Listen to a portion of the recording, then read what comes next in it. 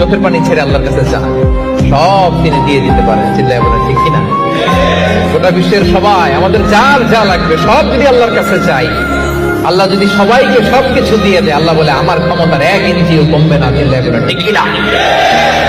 আপনার মন খারাপ হলে আপনি এই সূরাটা পড়বেন, আপনার মন ভালো হয়ে যাবে। এটাকে দি অ্যান্টি ডিপ্রেসেন্ট সূরা বলে, মানে ডিপ্রেশন কাটায় ফেলে।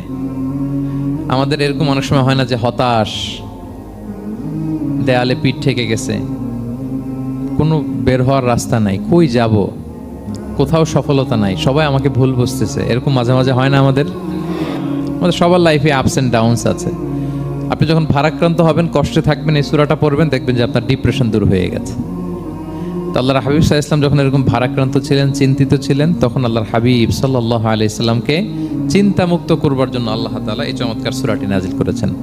আল্লাহ নাজিল করলেন, আউযু বিল্লাহি মিনাশ শাইতানির রাজিম, বিসমিল্লাহির রহমানির রহিম, ওয়াদ-দুহা ওয়াল-লাইলি ইযা সাজা মা ওয়াদ্দাআকা রাব্বুকা ওয়া মা ক্বালা ওয়ালাল আখিরাতু খায়রুল লাকা মিনাল উলা ওয়ালা সাউফা ইউতিকা রাব্বুকা ফাতারদা।